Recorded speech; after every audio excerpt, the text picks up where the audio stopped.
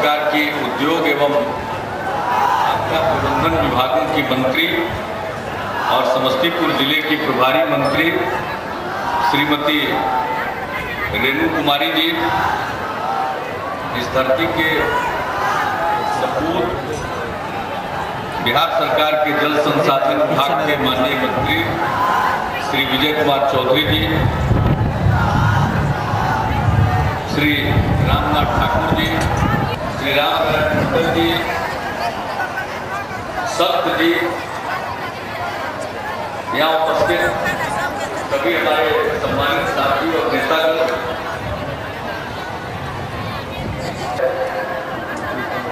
इस स्थान से बिहार शताब्दी निजी नलकूप योजना की शुरुआत हो रही है। इस योजना के बारे में कृषि उत्पादन आयुक्त ने अपने भाषण के क्रम में आपको जानकारी दी। समाचार पत्रों के माध्यम से भी इसकी जानकारी प्रचारित की जा रही है। इस योजना को लागू करने के लिए पायलट के तौर पर इस प्रखंड का चयन किया गया और यहाँ प्रत्येक गांव का सर्वेक्षण किया जा रहा है। कितने लोगों के पास पहले से निजी नलकूप है, इसके आंकड़े इकट्ठा किए गए हैं और कितने लोग निजी नलकूप के लिए इच्छुक हैं, उनका आवेदन पत्र प्राप्त किया गया है और इसकी जानकारी एकत्र की गई और जो लोग भी निजी नलकूप के लिए इच्छुक हैं, 3 साल के अंदर जिनको और किसी योजना से नलकूप नहीं प्राप्त हुआ है, उनको प्राथमिकता देते हुए ये सबों को निजी नलकूप लगाने के लिए 12,000 रुपए का अनुदान दिया जाएगा। और इसके अलावे अगर लोग पंपिंग सेट भी लगाना चाहेंगे तो उसके अलावे पंपिंग सेट के लिए भी सहायता दी जाएगी। इसका मकसद यही है कि हम पूरे तौर पर इस प्रखंड को संतृप्त कर देंगे। जो भी इच्छुक लोग हैं और जहां भी आवश्यकता है वहां पर निजी नलकूप की सुविधा उपलब्ध हो जाएगी और अपने पंपिंग सेट के जरिए वो सिंचाई का काम जरूरत के मुताबिक करने में कामयाब होंगे। और इसका एक ही मतलब है, जब हमारे सामने प्रस्ताव लाया कृषि मंत्री जी थे, आज वो चूंकि प्रभारी मंत्री हमारे कृषि मंत्री भागलपुर और बांका के, वहाँ के कुछ इलाकों में बाढ़ आ गई थी, तो वहीं के बाढ़ पीड़ित इलाकों में रहते हुए सब जगह रिलीफ ठीक ढंग से मिल जाए, इस काम को देखने के लिए, इसका अनुश्रवण करने के लिए नहीं है। आज वो यहाँ उपस्थित नहीं हो सके हैं, लेकिन जब कृषि मंत्री और कृषि उत्पादन आयुक्त दोनों आदमी आए थे तो इन्होंने इस योजना के बारे में कहा कि हम लोग पायलट के तौर पर इस योजना को करना चाहते हैं और राष्ट्रीय कृषि विकास योजना के अंतर्गत इसके लिए धन का प्रबंध करवाना चाहते हैं। तो चलना चाहिए, हम पायलट योजना की शुरुआत कर रहे हैं और नालंदा में शुरुआत कर रहे हैं। हमको आकर्षित करने के लिए उन्होंने ये भी कहा कि हम वही कार्यक्रम करेंगे जहां लोग जैविक खेती का सहारा ले रहे हैं और जहां की तस्वीर पूरे बिहार में अखबारों में छपी थी। खूब बड़े साइज का आलू था, जैविक खेती से वो आलू का उत्पादन होता है, अन्य चीजों का भी उत्पादन होता है। और आज सुबह सुबह हम उसी गांव के जैविक खेती से पैदा हुआ सब्जी खा के चले। तो हमको लगता है कि उन्होंने आकर्षित करने के लिए कहा कि वहीं पर कार्यक्रम हम लोग पायलट योजना की शुरुआत करना चाहते हैं समय में। तो हमने कहा कार्यक्रम तो आपका ठीक है, लेकिन अगर एक ही जगह पायलट योजना शुरू होनी है तो फिर हम नहीं जाते। नालंदा भी ठीक है, उसका भी अपना अधिकार बनता है, लेकिन अगर खेती बाड़ी हर प्रकार की खेती, यानी चाहे वो मसाले की खेती हो या कई जो हमारे खाद्यान्न है उन फसलों का हो, तिलहन हो, दलहन हो, सब्जी हो, फल हो, फूल हो, कोई चीज बचा नहीं है जिसका उत्पादन समस्तीपुर के किसान नहीं करते।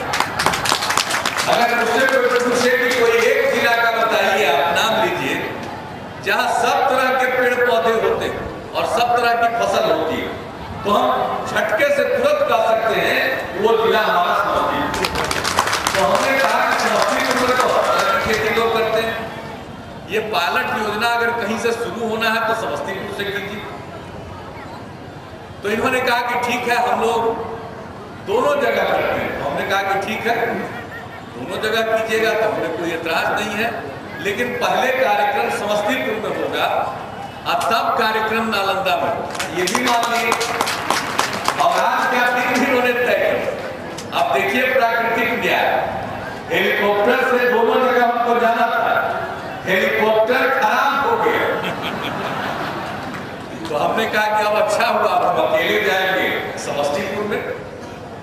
नालंदा जिला कृषि मंत्री अपना जाके कार्यक्रम करेंगे तो वहां के प्रभारी मंत्री करेंगे। तो आज यहाँ आकर के बहुत खुशी हो रही है, और जब यहाँ आए तो ये जान करके और प्रसन्नता हुई कि आज फिर हम उसी जगह पर जा रहे हैं जहाँ विकास यात्रा के दौरान हमने रात्रि निवास किया, यही वो जगह है। तो ये तो मेरा निवास हो गया। जहां जहां विकास यात्रा में रात में रह गए तो वो तो जिंदगी भर उससे रिश्ता मेरा नहीं टूटने वाला। यह भी मेरा एक निवास है। एक निवास है जहां हमारा जन्म हुआ, एक निवास है जहां हमारे पूर्वों का जन्म हुआ, और आजकल अस्थायी तौर पर आप जहां चाहिए वहां रखवा दीजिए। आजकल मुख्यमंत्री निवास में आपने हमारा आवासन कर दिया है, लेकिन हम तो जब चले बिहार में विकास यात्रा में और जगह जगह रात में हम रुके, हम कहे कि कोई हम घर में नहीं रहेंगे, हम टेंट गाड़ के वहीं रहेंगे, अधिकारी लोग उसी प्रकार से रहे। तो इसी जगह पर हम रह चुके हैं विकास यात्रा में। तो और आकर के बहुत मुझे बेहद प्रसन्नता हुई, आत्मीयता का एहसास हुआ है, और आप सब लोगों को देख करके और जोश में तो कोई कमी समस्तीपुर में हो नहीं सकती। ये हमारे पत्रकार स्वर्गीय कर्पूरी ठाकुर जी की धरती है, हम लोगों के नेता जननायक स्वर्गीय कर्पूरी ठाकुर जी, तो मैं इस धरती को प्रणाम करता हूँ, और इससे हमारा रिश्ता आपको स्थायी यही मान करके आप चलिए। तो आज यहाँ इस कार्यक्रम में शामिल होकर बहुत खुशी हुई, और हम लोगों की कोशिश है कि बिहार को कृषि के क्षेत्र में हम बहुत आगे बढ़ें। बिहार जब आगे बढ़ेगा और बिहार को जब हम आगे बढ़ाना चाहते हैं तो बहुत ही सहज मार्ग है उसका कि हम कृषि का विकास करें। हमारे यहाँ अभी भी बिहार में 88% से ज्यादा लोग गांव में निवास करते हैं, और उसके अधिकांशतः लोग कृषि पर निर्भर है। तो जब हमारी आबादी का इतना बड़ा हिस्सा कृषि पर निर्भर है, तो जब तक हम कृषि का विकास नहीं करेंगे, खेती पर निर्भर लोगों की आमदनी हम नहीं बढ़ाएंगे, चाहे वो किसान हो या खेत में काम करने वाले मजदूर हो, उनकी आमदनी जब तक नहीं बढ़ेगी तब तक बिहार का विकास नामुमकिन है। इसलिए हमने कृषि के विकास को शुरू किया, और कृषि के विकास के लिए हम लोगों ने योजना बनाई, कृषि रोड मैप बनाया। 4 साल का रोड मैप हमने बनाया, पूरे बिहार के प्रमुख किसानों को जुटाकर किसान पंचायत भी किया। उसके साथ चर्चा करने के बाद हमने रोड मैप बनाया, उस पर अमल कर रहे हैं। 2012 तक की वो योजना है, लेकिन उससे काम पूरा नहीं होगा। अब हमने कृषि संबंधी मंत्रिमंडल की समिति का गठन किया है, जिसको लोग कृषि कैबिनेट कहते हैं। अब कृषि कैबिनेट के माध्यम से हम पूरा अध्ययन करके किसानों का राय लेकर के, कृषि विशेषज्ञों की राय लेकर, सबकी राय के आधार पर 10 साल का हम रोड मैप बनाया है। 2012 से लेकर 2017 तक और 2017 से लेकर 2022 तक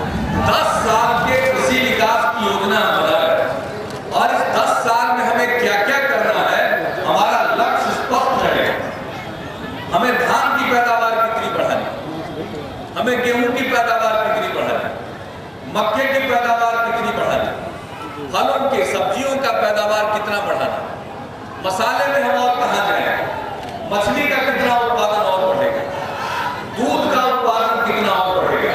एक एक चीज के बारे में स्पष्ट तौर पर लक्ष्य निर्धारित होगा और हम लक्ष्य अव्यावहारिक नहीं निर्धारित कर रहे। हमारे किसानों में इतनी ताकत है, हमारी मिट्टी में इतनी ताकत है कि हम उस लक्ष्य को प्राप्त कर सकते हैं। और लक्ष्य हमने इसलिए निर्धारित किया है कि हमारा एक सपना, और वो सपना ये है कि बिहार के कृषि की तरक्की हम इतना कर दें और इतना अच्छा कृषि की पैदावार हो जाए, इतनी अच्छी हमारी गुणवत्ता हो, ऐसी चीजें हम पैदा करें कि हर हिंदुस्तानी के थाल में बिहार का कोई न कोई व्यंजन हम पहुंचा दें। और वैसा हम लक्ष्य उसी के लिए हमने एक कृषि रोड मैप तैयार करके उसका लक्ष्य निर्धारित करने का फैसला किया। तो हमारा विशेष ध्यान है कृषि पर, आमदनी बढ़ेगी। और कृषि के विकास का मतलब है कृषि क्षेत्र में रहने वाले लोगों की आमदनी बढ़े। जैसा हमने कहा, किसान की आमदनी बढ़े, खेती पर निर्भर लोगों की आमदनी बढ़े, और जब उनकी आमदनी बढ़ेगी तभी हम मानेंगे कि कृषि का विकास। तो इस उद्देश्य से हम लोग आगे चल रहे हैं और इसी दृष्टिकोण से हम सब लोगों ने काम करना प्रारंभ किया है। एक और कृषि विश्वविद्यालय की स्थापना हो रही है, राजेंद्र कृषि विश्वविद्यालय के बारे में तो केंद्र ने कहा है कि हम केंद्रीय विश्वविद्यालय इसको बना लेंगे। हालांकि अकारण अविलंब हो रहा है, हमने सारा काम पूरा कर दिया, उनको सारे कागजात समर्पित कर दिए, अब उनको जल्दी करनी है। लेकिन आप जानते हैं कि बिहार के हर मामले में केंद्र की तरफ से देरी की जाती है, हमारे साथ नाइंसाफी। तो हमने एक कृषि विश्वविद्यालय और बनाया। एक तो केंद्रीय क्षेत्र में बनने की बात है, जो राजेंद्र कृषि विश्वविद्यालय है वो केंद्रीय विश्वविद्यालय बन जाएगा, और एक कृषि विश्वविद्यालय हम लोगों ने सबौर लॉ स्थापित किया और कृषि के कॉलेज बनाया। यानी हर तरफ से कृषि के क्षेत्र में जब काम बढ़ता है तो और लोगों की जरूरत होगी, तो जरूरत को पूरा करने के लिए कृषि क्षेत्र के विशेषज्ञ भी हमें चाहिए। तो ये सब काम हम लोग करना चाहिए। अब बिहार में जब कृषि की पैदावार हम करेंगे तो हम लोगों की कोशिश है कि हम जैविक खेती को भी बढ़ावा दें। आज दुनिया भर में मांग है जिसमें ये रासायनिक खाद का उर्वरक का इस्तेमाल नहीं किया गया, उसको ज्यादा कीमत मिलती। तो समस्तीपुर के किसान तो हर नई चीज को अपनाते हैं। अगर समस्तीपुर के किसान इस बात को अपना लें तो मेरा पक्का विश्वास है कि वो न सिर्फ बिहार में जो जैविक उत्पादों की जरूरत होगी उसको पूरा करेंगे, बल्कि बहुत जल्दी बिहार के बाहर बाजार पर अपना प्रभाव स्थापित करेंगे। ये समस्तीपुर के किसानों में यह क्षमता, मैं तो यकीन करूँ। जैविक खेती को भी बढ़ावा देने के लिए हम योजना बना रहे हैं, लेकिन इस बीच में जब जैविक खेती की ओर लोग आकर्षित हो जाएंगे, वक्त लगेगा। इस बीच में हमें खाद्य सुरक्षा की जरूरतों को पूरा करने के लिए जितना हमको अनाज चाहिए उसका उत्पादन प्राप्त करने के लिए खाद की जरूरत पड़ेगी। अब इस बार खाद की बेहद जरूरत है और खाद की किल्लत हो गई। मैं धन्यवाद देता हूं अपने माननीय सांसदों का, वो तो यही बैठे हुए हैं, किन लोगों ने संसद में आवाज बुलंद की। कृषि विभाग ने सारा कागजात इन लोगों को भेज दिया और ये बताया कि जो हमारा कोटा था खाद का, जो बाहर से आयात होने वाला खाद था, हमारा बिहार का कोटा काट करके महाराष्ट्र और उत्तर प्रदेश भेज दिए। नतीजा हुआ कि यहाँ खाद की किल्लत। हम लोगों ने संसद में आवाज बुलंद की, हम लोगों ने तो चिट्ठी पत्री किया ही। अब इस महीने के खाद का, भाई एमपी साहब लोग समझ लीजिए, श्रीकांत जेना राज्य मंत्री हैं, हम लोगों के साथी रहे, पहले जनता दल में ही थे, अब कांग्रेस में चले गए। कांग्रेस पार्टी ने उनको इज्जत नहीं दी, देवेगौड़ा जी के सरकार में मंत्री थे, उनको नीचे करके राज्य मंत्री बना दिया। उनको कितना चिंता हमको नहीं मालूम, हम लोगों को खराब है, लेकिन वह गलत बात, गलत विषय। उन्होंने हमको भी चिट्ठी भेजी। अब अभी जो हमारा कोटा जो काटा उन्होंने 2 महीना, वो पूरा नहीं कर किए हैं, अभी तो इसी महीने वाला भेज रहे हैं। तो हम लोगों ने उनको कहा कि भाई हमारा जो कोटा का तरफ आप किए हैं, मुद्दा करके लौटाइए, पूरा दीजिए। लेकिन ने इस प्रश्न को संसद में उठाया। हम तो चाहते हैं अपने सांसदों से इसी तरह से बिहार के प्रश्न को उठाइए। इस बार विशेष राज्य के दर्जा पर भी सब लोग बोले हमको अच्छा लगा। यही काम करना चाहिए। बिहार की जनता चुन करके भेजती है। बिहार के साथ जो नाइंसाफी है, बिहार के साथ जो अन्याय है, तो अब मुझको ऐसा लगता है कृषि उत्पादन आयुक्त ने और कृषि विभाग ने जो योजना बनाई है, जो योजना उनको भेजती है, जगह जगह रेट आ जाएगा तो खाद की किल्लत उस ढंग से नहीं रहेगी। लेकिन अभी तो जरूरत है, तो खैर आगे के दिनों में रहे, बीच में लोगों को तकलीफ हुआ खाद की कमी के कारण।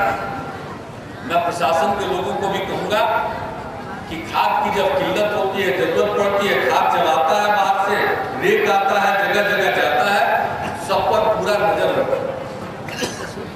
जरा भी अगर नजर आपसे इधर उधर बाएं दाएं होगा तो एक से गड़बड़ करने वाला समाज तुरंत ब्लैक कमाने लगेगा। जैसे ही देखा कि मांग बढ़ी है तो थोड़ा बहुत दाबेगा और ज्यादा पैसा लेकर के उसको बेचना शुरू करेगा। उस पर नजर रखें और जो गड़बड़ करते हैं उनको हम सचेत करें। अब गड़बड़ी बिहार में चलने वाली नहीं। सरकार का धन लूट करके जो भ्रष्टाचार के जरिए संपत्ति बनाते हैं। हमने क्या कहा था चुनाव अभियान के दौरान 300 जगह आम सभा हुई, समस्तीपुर में भी सब जगह हम आए थे और हमने एक वादा किया था। हमने कहा कानून बन गया है, भ्रष्ट लोकशाहों के जो लोक सेवक हैं, जो भ्रष्ट है, आज से अधिक संपत्ति जिन्होंने जब्त किया अर्जित किया है, उनकी संपत्ति जब्त करेंगे और जो उनके बंगले हैं, मकान है, उसको जब्त राजसात करेंगे और उसमें बच्चों का स्कूल खुलवा देंगे। आज पहले संपत्ति का कन्फिस्केशन ये बिहार में नहीं, संपत्ति की जब्ती पूरे देश में पहला हुआ। भ्रष्टाचार के खिलाफ ये पहली कार्रवाई इस अपने आप में है। दूसरे मामलों में संपत्ति जब्त होती रही है, सिविल मामलों में, कई मामलों में, लेकिन भ्रष्टाचार के मामलों में किसी लोक सेवक की संपत्ति जब्त की गई, मकान जब्त किया गया और उस मकान में स्कूल खोलने की बात हमने कही थी, कल स्कूल खुल गया। पटना में प्राथमिक विद्यालय मुसहरी, जिसमें महादलित बच्चे ज्यादा पढ़ते हैं, जिनको बड़ा मुश्किल से किसी तरह से लोग पढ़ाते थे, बच्चों को पढ़ने में दिक्कत, शिक्षक को पढ़ाने में दिक्कत, पढ़ाने की रस्मदा होती थी।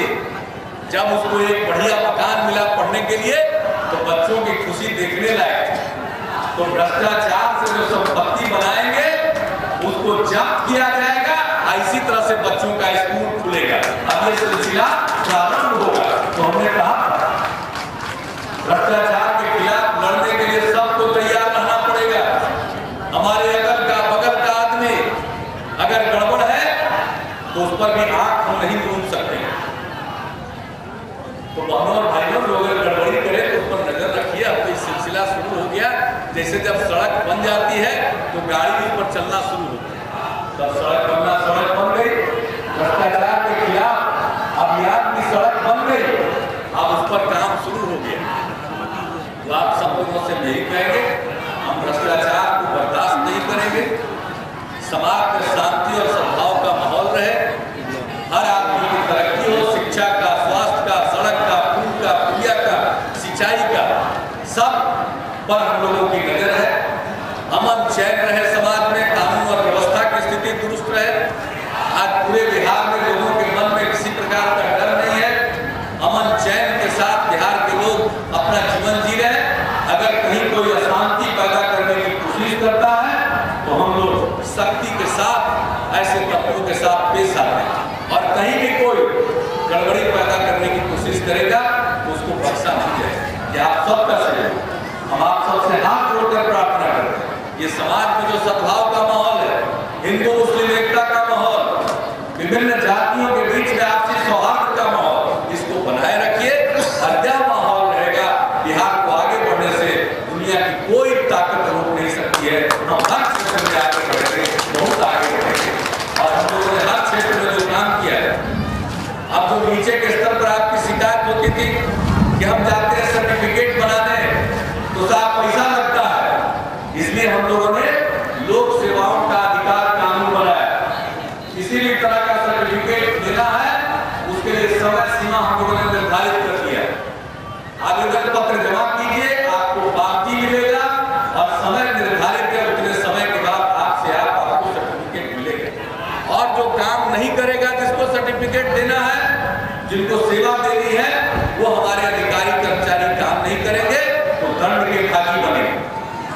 हम उनको नौकरी तक से निकाल सकते हैं। जुर्माना तो करेंगे।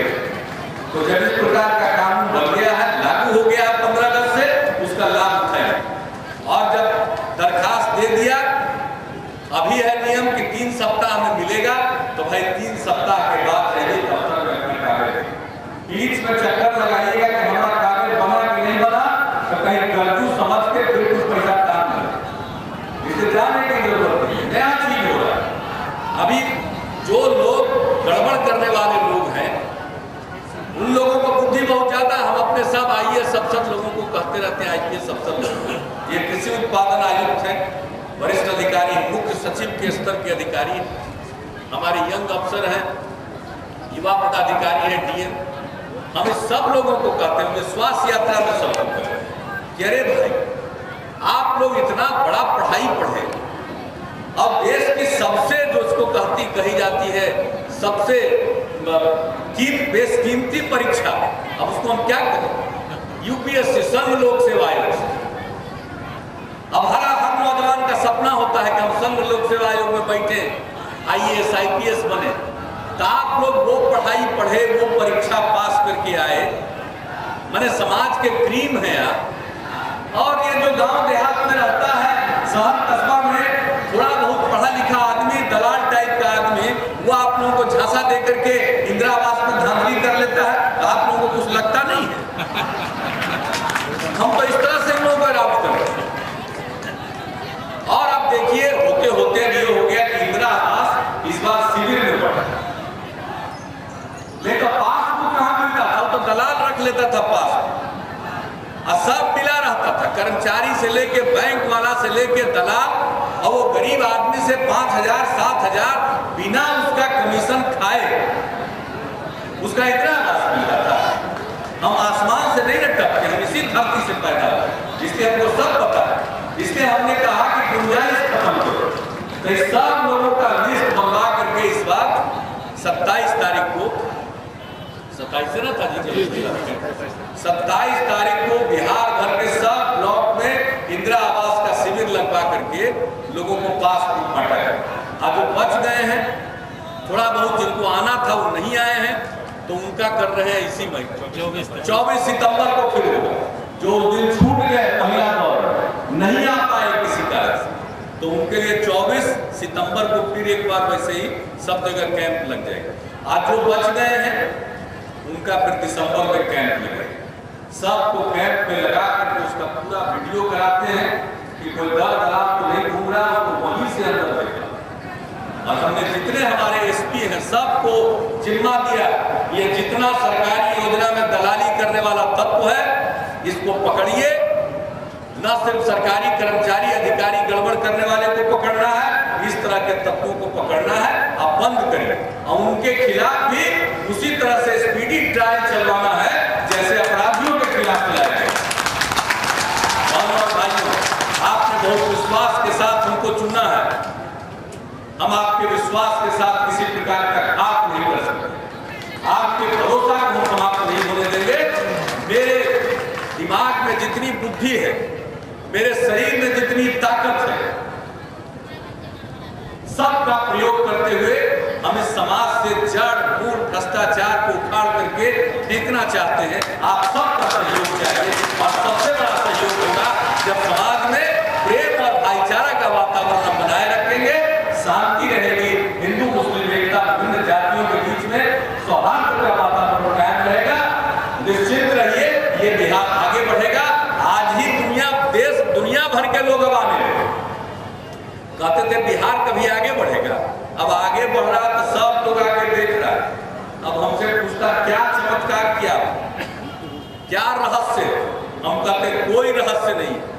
बिहार की 10 करोड़ 37 लाख जनता ने तय कर लिया है कि अब बिहार पीछे नहीं रहेगा, हम मिलकर चलेंगे, आगे बढ़ेंगे और सुंदर बिहार और विकसित बिहार बनाएंगे। ऐसा बिहार बनाएंगे कि बिहारी का लाना कभी अपमान का विषय नहीं होगा, बिहारी का लाना शान का विषय होगा। तो सब लोग मिलकर के हम लोग आगे बढ़ेंगे। तो आज के इस अवसर पर एक जो शताब्दी निधि नलकूप योजना की शुरुआत हुई है, मुझे पूरा विश्वास है यहाँ जो पायलट आधार पर लागू किया गया, पायलट तो ये आगे आगे योजना का पायलट है, पायलट इंजन आगे चल रहा है। जब यहाँ से गुजर जाएगा पायलट सफलतापूर्वक, तो ये पूरा बिहार में चलाने की योजना है। इसलिए इसका चयन किया गया है। मुझे पूरा विश्वास है यहाँ के किसान लाभ उठाएंगे और मुझे यकीन है कि कृषि विभाग ने जो योजना तैयार की है, इससे हर इंच की सिंचाई सुविधा उपलब्ध होगी और हम कई फसल एक साल में